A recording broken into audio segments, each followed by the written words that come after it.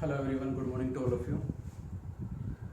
चलिए आज करते हैं पोटेंशियोमीटर का सेकंड पार्ट। यानी हमने पोटेंशियोमीटर का प्रीवियस वीडियो में प्राइमरी सर्किट को एक्सप्लेन किया था, किस तरीके से उसकी कंस्ट्रक्शन है, क्या क्या पार्ट्स उसमें हम ज्वाइंट करते हैं और क्यों करते हैं और रीज़न क्या होता है उसके पीछे, सारी चीज़ें हमने डिटेल में डिस्कस किया था। फिर मैंने प्रिंसिपल भी आपको समझाया था कि पोटेंशियोमीटर का प्रिंसिपल क्या होता है, किस तरीके से आता है कि वायर के अक्रॉस जब हम जाएंगे तो पोटेंशियल ड्रॉप होगा या इंक्रीज होगा, दोनों चीज़ें हो सकती है। एक बार फिर से देख लेते हैं। तो आज मैं करवाने जा रहा हूं आपको EMF of a cell using potentiometer. यहां से आपका मेन काम शुरू होता है जो आपको समझना है, ठीक है। ये एक वायर ली थी मैंने, याद है कुछ, ये एक पोटेंशियोमीटर वायर ली थी मैंने, ए बी नाम। अब एक और बात बताना चाहूंगा यहाँ पे कि जो ईएमएफ मैं निकाल रहा हूँ ना, इसके मैं दो तरीके आपको सिखाऊंगा। दो मेथड है मेरे पास, आपको जो अच्छा लगे आप कीजिएगा, ठीक है।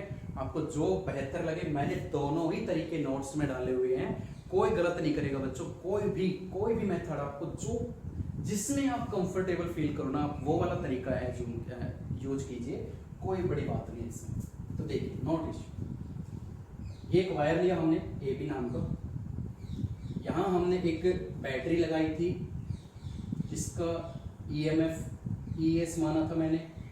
यहाँ मैंने एक रियोस्टेट लगाया था, वेरिएबल रियोस्टेट, ठीक है। ये हमारा प्राइमरी सर्किट था। रियोस्टेट आपको मालूम है, जो करंट को कंट्रोल करता है, एक खुद का एक रेजिस्टेंस होता है। ए बी का भी एक रेजिस्टेंस हमने माना था। तो करंट की वैल्यू हमारी कितनी आई थी, total EMF upon total resistance. This is the resistance of wire and this is the resistance of rheostat. That is current, that is EMF. ठीक है, यहाँ से करंट निकला था।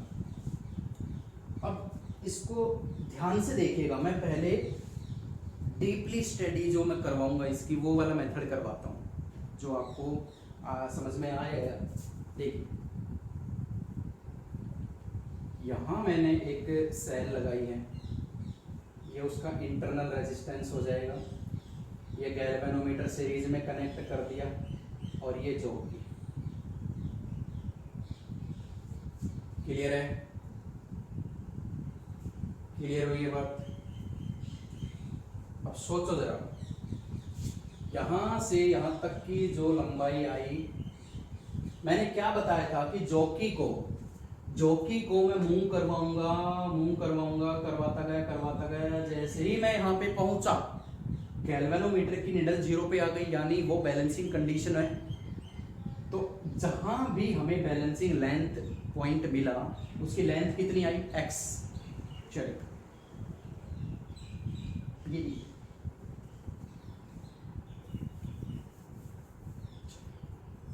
अब ध्यान से सुनना कि मैं अगर जॉकी को आगे की तरफ मूव करवाता हूं, पहले तो ये बताइए कि एजे के अक्रॉस कितनी पोटेंशियल ड्रॉप है, या एजे के अक्रॉस कितना पोटेंशियल डिफरेंस है। 1 मीटर चलने पे कितने का ड्रॉप आता है, या कितना पोटेंशियल डिफरेंस होता है, के क्या है, या तो के कर लो भाई, या V बाई एल लिख लो, बात तो एक ही है। वो क्या है, that is the potential drop और पोटेंशियल डिफरेंस अक्रॉस 1 मीटर। हमारी बैलेंसिंग लेंथ कितनी आई है, x मीटर। तो यहां से यहां तक का पोटेंशियल डिफरेंस कितना हो जाएगा, kx। क्या हो जाएगा, kx। यानी हमने एक ऐसी वायर तैयार कर ली है जिसके हर एक सेगमेंट में, आप कितना भी सेगमेंट ले सकते हो, इतना, ये जो कि कहीं भी जा सकती है, आगे भी कहीं भी बैलेंसिंग लेंथ आ सकती है। तो हमने एक ऐसा वायर बना लिया है कि जिसके हर एक सेगमेंट में जितनी भी लेंथ होगी तो उसका पोटेंशियल डिफरेंस कितना होगा, kx। क्योंकि 1 मीटर का पता है k होता है, तो x डिस्टेंस का कितना होगा, kx पोटेंशियल डिफरेंस होगा। प्रिंसिपल पढ़ाया था, वो वीडियो जरूर देखें। चलिए, अब अगर हम जॉकी को आगे की तरफ मूव करें तो x चेंज होगा, तो kx चेंज होगा।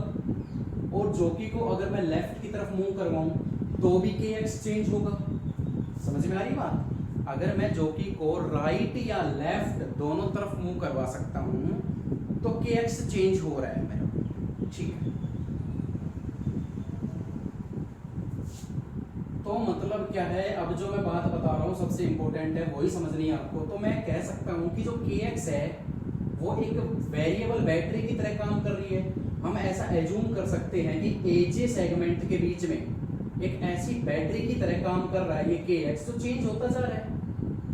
अरे देखो, एक सेल होती है, एक सेल का तो EMF फिक्स होता है, लेकिन एक सेल का ऐसा होता है कि जिसकी EMF हम कम ज़्यादा कर सकते हैं, वोल्टेज कम ज़्यादा कर सकते हैं। एक ऐसी बैटरी है, एक ऐसी सेल होती है, ठीक है, जिसका पोटेंशियल डिफरेंस हमारे हाथ में होता है। तो kx भी तो हमारे हाथ में है। k तो चेंज नहीं हो सकता, बट x तो चेंज हो सकता है ना। x को तो मैं आगे पीछे जोकी को मूव करवा के चेंज कर सकता हूँ ना।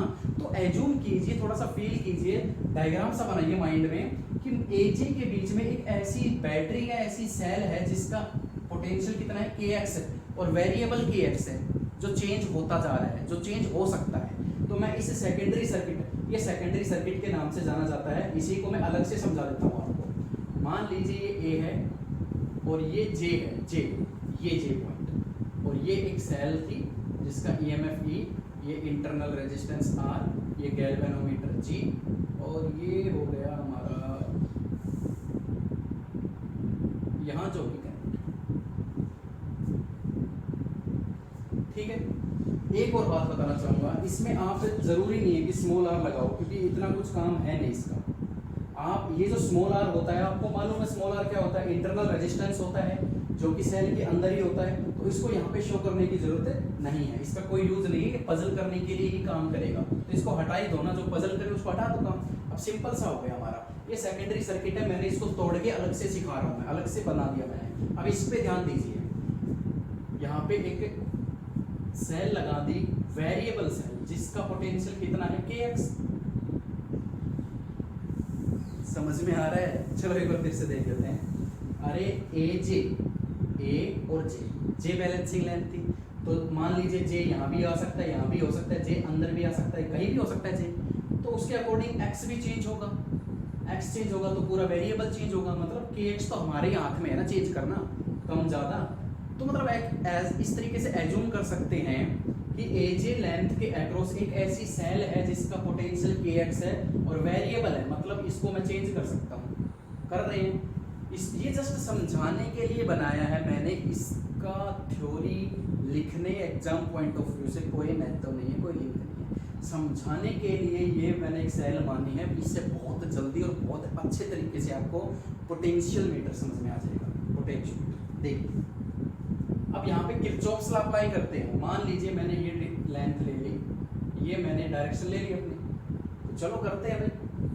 देखिए तो नेट EMF हमारी कितनी आती है, नेट EMF यहाँ से चले, यहाँ से चले तो नेगेटिव से पॉजिटिव की तरफ जा रहा हूँ, यानी नेगेटिव से पॉजिटिव, तो EMF कितनी हो जाएगी, पॉजिटिव, ठीक है।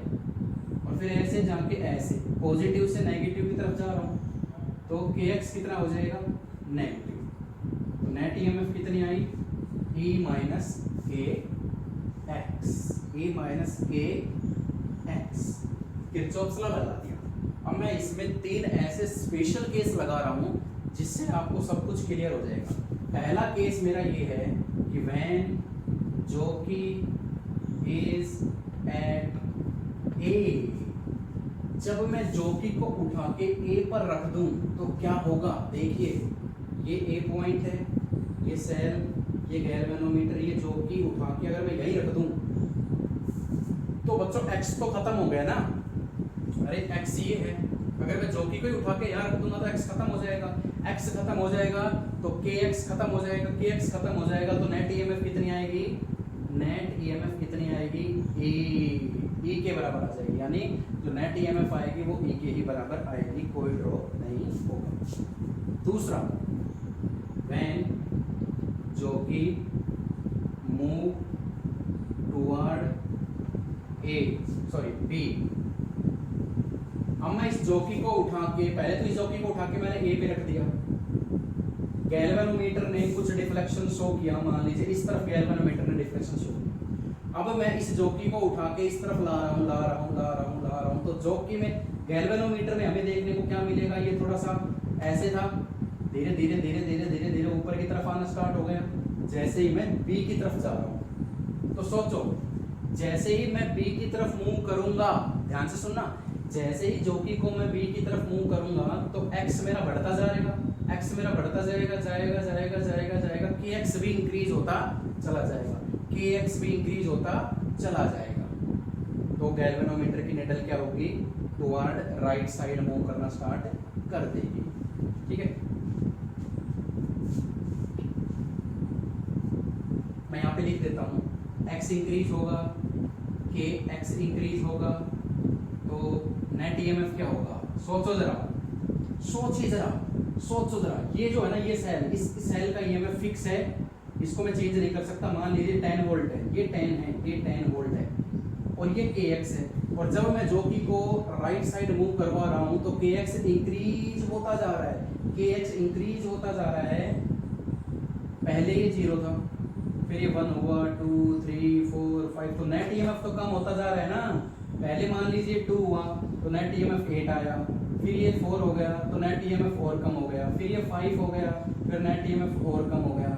तो सोचो जरा बच्चों, जब जॉकी राइट साइड मूव करेगी बी की तरफ तो के एक्स इंक्रीज करता जाएगा, के एक्स बढ़ता चला जाएगा, तो ये घटती चली जाएगी। तो याद रखना, टुवर्ड बी मूव करने पे नेट ईएमएफ डिक्रीज होती है। Third case, third most important case हम करते हैं अब। स्टेज विल बिकम व्हेन, ये मान लीजिए 1 था, फिर जॉकी को बी की तरफ बढ़ाया, 2 हो गया, 3 हो गया, 4 हो गया, 5 हो गया। एक समय ऐसा आया जब ई और के एक्स दोनों इक्वल हो गए, तो नेट ईएमएफ कितनी हो गई,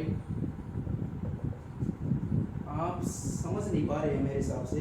अरे कुछ भी नहीं है बच्चों, चलो मैं एक बार फिर से रिकॉल करवा दूंगा। तो देखो ये जब दोनों इक्वल हो गए, ये दोनों इक्वल हो गए, कैंसिल आउट, नेट ईएमएफ कितनी आई, 0। इसी को बोलते हैं नल डिफ्लेक्शन। इस समय गैल्वेनोमीटर क्या शो करेगा, 0 डिफ्लेक्शन शो करेगा। इसका मतलब ये बैलेंसिंग कंडीशन आ गई।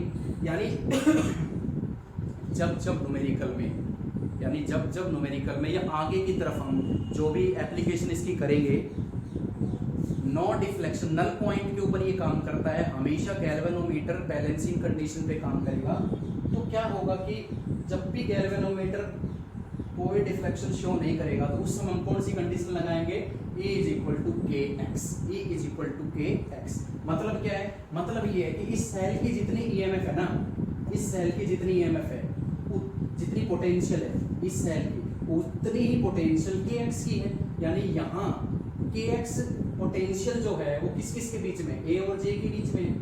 तो इसका मतलब क्या है कि इन दो पॉइंटों के बीच में भी उतनी ही पोटेंशियल है।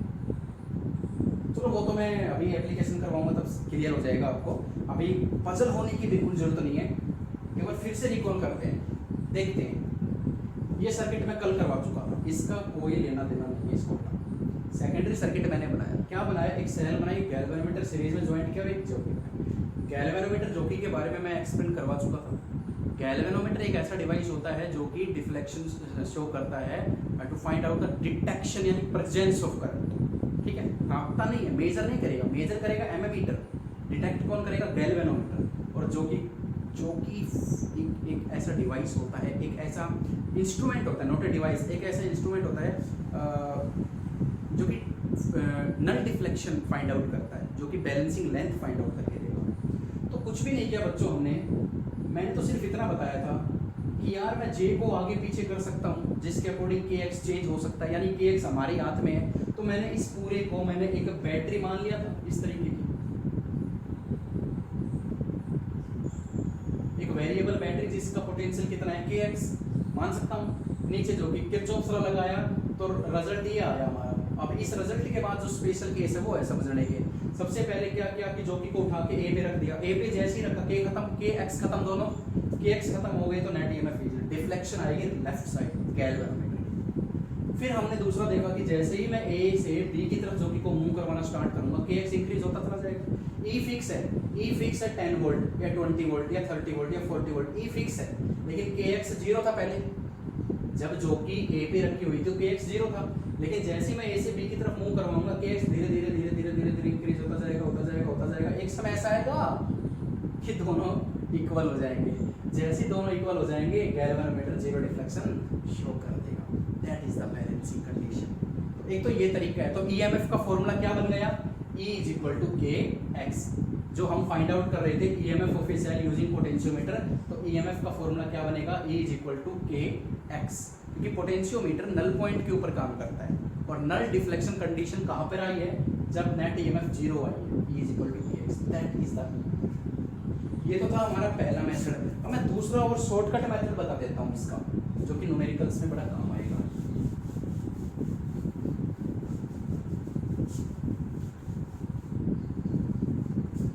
बड़े ध्यान से देखें अल्टरनेटिव मेथड।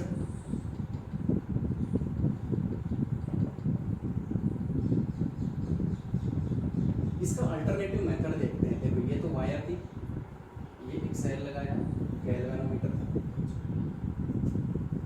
अल्टरनेटिव मेथड में थोड़ा सा चेंज है। क्या चेंज है? देखो पहली कंडीशन तो मैं ये बता देता हूँ कि जरूरी नहीं है कि ये सेल ऐसे ही ज्वाइंट हो रही हो। अगर मैं इसको ऐसे कर देता हूँ, यहाँ नेगेटिव यहाँ पॉजिटिव, अगर मैं इसको इस तरीके से कर देता हूँ, तो सबसे इंपॉर्टेंट बात मैं बताने जा रहा हूँ आपको, याद रखना हमेशा कि अगर ए पॉइंट नेगेटिव टर्मिनल से कनेक्ट है तो सेकेंडरी सर्किट के अंदर जो सेल में ज्वाइंट करूंगा ना, उसका भी नेगेटिव पॉइंट ए से कनेक्ट होगा। मतलब अगर यहाँ पे पॉजिटिव है तो यहाँ पे पॉजिटिव आएगा, यहाँ पे अगर नेगेटिव ए से कनेक्ट है तो इसका भी नेगेटिव ए से कनेक्ट होगा। अगर ये अपोजिट में जोड़ दिए तो वो बिल्कुल भी काम नहीं करेगा, पोटेंशियोमीटर काम करेगा ही नहीं, कोई वर्किंग शो नहीं करेगा। ठीक है, नेगेटिव पॉजिटिव, इसकी ईएमएफ है ई। अब बहुत ही ध्यान से देखिएगा, बहुत इंपॉर्टेंट चीज करवा रहा हूँ। मान लीजिए ए से जे तक हमने नापा गैल्वेनोमीटर, ये galvanometer does not show any deflection, galvanometer does not show any deflection. तो इस कंडीशन में क्या होगा बच्चों हमारे पास? देखिए जरा ध्यान से, यहाँ क्या पोटेंशियल है? जीरो। यहाँ मान लीजिए इसकी वोल्टेज है V, यहाँ जीरो, पॉजिटिव में V, यहाँ जीरो तो यहाँ जीरो, यहाँ जीरो तो यहाँ जीरो। ये तो मैं न्यूमेरिकल में करवा चुका हूँ ना कि बीच में अगर कुछ भी चीज कनेक्ट नहीं है तो हर एक पॉइंट पर पोटेंशियल सेम होगी। ठीक है, अब सोचो जरा, यहाँ जीरो तो यहाँ पे क्या है? जीरो। और इस पूरी सेल का पोटेंशियल डिफरेंस कितना है? E। इसका मतलब यहाँ पर पोटेंशियल कितना है? E। यहाँ E है, यहाँ जीरो है क्योंकि यहाँ जीरो है, यहाँ जीरो क्यों? क्योंकि यहाँ जीरो है, यहाँ जीरो क्यों? क्योंकि ये नेगेटिव से कनेक्ट है। ओके, यहाँ क्या है? E। यहाँ अगर 5 वोल्ट होता तो यहाँ कितना हो जाता? 5। अरे डिफरेंस 5 होना चाहिए। देखो यहाँ अगर मैं 5 वोल्ट लिखूं तो इसका मतलब पता है आपको क्या है? कि जो पॉजिटिव है ना, पॉजिटिव, ये नेगेटिव से 5 गुना ज्यादा पोटेंशियल पर है। अगर मैं इसको 5 मानूं तो ये कितना हो जाएगा? 25 पोटेंशियल डिफरेंस, यानी 5 गुना ज्यादा हो जाता है ये। ठीक है, अब देखो 5 वोल्ट तो यहाँ तो E था हमारा, ये जीरो पे है तो ये E पे है, ये E पर तो यहाँ पे E, तो क्या यहाँ भी E आएगा? देखो, galvanometer does not show any deflection, galvanometer में कोई पोटेंशियल ड्रॉप नहीं है। अगर गैल्वेनोमीटर में करंट ही नहीं है, करंट नहीं है तो ये पोटेंशियल और यहाँ ये जो पोटेंशियल सेम है। अब सोचो यहाँ से यहाँ तक पोटेंशियल कितना आया था हमारा? kx। बहुत ही ध्यान से समझना इस बात को। यहाँ से यहाँ तक की लेंथ कितनी थी? x, तो पोटेंशियल डिफरेंस कितना बना? kx, क्योंकि 1 मीटर का तो हमें मालूम है k होता है पोटेंशियल ग्रेडियंट k, तो x डिस्टेंस का कितना हो जाएगा पोटेंशियल डिफरेंस? kx। यहाँ जीरो, यहाँ जीरो, यहाँ E, यहाँ E, इसका मतलब इस पॉइंट से लेके और इस पॉइंट तक पोटेंशियल डिफरेंस कितना है? E है। और यहाँ से यहाँ तक का पोटेंशियल डिफरेंस कितना है? kx है। तो ये पोटेंशियल डिफरेंस और ये पोटेंशियल डिफरेंस सेम ही तो होते हैं। क्यों? अरे यार, यहाँ से तो कोई भी करंट फ्लो नहीं कर रहा है, बैलेंसिंग लेंथ आ चुकी है। और जब करंट फ्लो नहीं करता इसका मतलब नीचे वाली पोटेंशियल और ऊपर, अरे नहीं समझा, मैं गैल्वेनोमीटर आपको समझाता हूं। जब देखो मैंने व्हीटस्टोन ब्रिज बनाया था, अब सोचो, यहाँ एक सी पॉइंट था, यहाँ एक डी पॉइंट था, और मैंने बोला था कि यहाँ जो गैल्वेनोमीटर है ना भाई, वो कोई डिफ्लेक्शन शो नहीं कर रहा। तो हमने क्या माना था कि भाई सी की पोटेंशियल और डी की पोटेंशियल बिल्कुल सेम है, तभी तो करंट फ्लो नहीं कर रहा। क्योंकि करंट फ्लो करवाने के लिए तो पोटेंशियल डिफरेंस का होना जरूरी होता है, पॉजिटिव टू नेगेटिव फ्लो करता है। लेकिन यहाँ जब पोटेंशियल ही बिल्कुल सेम होगी तो करंट फ्लो नहीं करेगा। वही कंडीशन यहाँ है कि यहाँ से यहाँ तो करंट फ्लो कर ही नहीं रहा। इसका मतलब क्या है कि यहाँ की पोटेंशियल और यहाँ की पोटेंशियल बिल्कुल सेम है, और यहाँ की पोटेंशियल कितनी है, पोटेंशियल डिफरेंस E, और यहाँ का पोटेंशियल डिफरेंस कितना है, kx। आंसर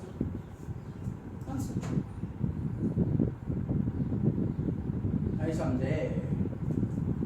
इस पॉइंट को मैं x नाम दे देता हूँ, इस पॉइंट को मैं y नाम दे देता हूँ। x पर पोटेंशियल कितना है 0, y पर पोटेंशियल कितना है E। गैल्वेनोमीटर में कोई करंट फ्लो नहीं कर रहा, बैलेंसिंग कंडीशन आ चुकी है। इसका मतलब क्या है कि भैया एक्स वाई के अलोंग जो पोटेंशियल डिफरेंस है वही पोटेंशियल डिफरेंस एजे के अलोंग है। यही तो कंडीशन थी व्हीटस्टोन ब्रिज की। प्रीवियस वीडियोस को देखिए प्लीज। तो potential of X Y is equal to potential of AJ. V X के अलोंग पोटेंशियल कितनी, यहाँ पोटेंशियल कितना 0, यहाँ कितना 0, यहाँ पोटेंशियल कितना E, तो डिफरेंस कितना है E, तो ये हो गया पोटेंशियल डिफरेंस E। और एजे के अलोंग पोटेंशियल कितना है kx। आ गया ना वही आंसर। शॉर्टकट मेथड, न्यूमेरिकल भी हम इसी मेथड से कर देंगे, शॉर्टकट मेथड से। तो ये अल्टरनेटिव मेथड है, बहुत इजी है, बहुत इजी है। ठीक है, तो इस तरीके से आप कर सकते हो। इसमें सिर्फ आपको यही चीज समझनी है कि पोटेंशियल यहाँ कितनी पोटेंशियल है उतनी पोटेंशियल यहाँ हो जाएगी, क्योंकि हर एक न्यूमेरिकल में बैलेंसिंग कंडीशन तो आनी है, क्योंकि पोटेंशियोमीटर नल मेथड के ऊपर काम करता है। हम एक चीज करवाता हूँ आपको कि इसका बुक के अंदर क्या डिजाइन मिलेगा आपको। मैंने आपको क्या करवाया था बच्चों, मैंने आपको ये समझाया था, इस तरीके से वायर होती है, ये कॉपर स्ट्रिप्स लगी होती है, ये ए और ये बी, ए और बी, ए और बी हो गया। इसके अक्रॉस एक बैटरी लग रही है, लगा दिया भाई, एक रियोस्टेट है, लगा हो गया। ये प्राइमरी सर्किट। सेकेंडरी सर्किट देखो, ए से क्या कनेक्ट है, एक सेल है, ए से कनेक्ट कर दिया हमने एक सेल। अब सोचो जरा, यहाँ नेगेटिव है तो यहाँ भी क्या आएगा, नेगेटिव आएगा, याद रखना ये बातें। ठीक है, यहाँ गैल्वेनोमीटर लगा दिया और यहाँ कहीं भी चौकी लगा दिया, ये हो गया। इस तरीके से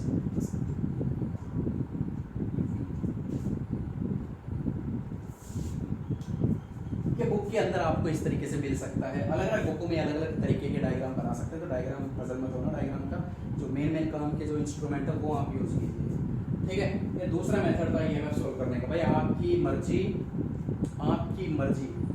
पहला जो टाइप में मेथड मैंने जो करवाया था ना, मुझे वो अच्छा ज़्यादा इसलिए लगता है क्योंकि उसमें सारे कंसेप्ट आपको समझ में आ जाता है कि गैल्वेनोमीटर की निडल किधर मुड़ेगी, इसको इंक्रीज करेंगे तो ये धीरे धीरे धीरे धीरे धीरे धीरे एक ऐसी कंडीशन आएगी जब दोनों बराबर हो जाएंगे तो ये 0 पे आ जाएगी।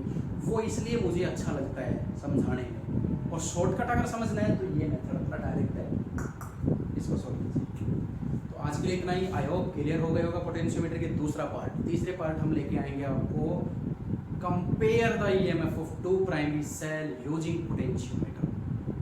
ठीक है, और फिर लास्ट वीडियो हमारी इंटरनल रेजिस्टेंस फाइंड आउट करने की यूजिंग पोटेंशियोमीटर की आ जाएगी।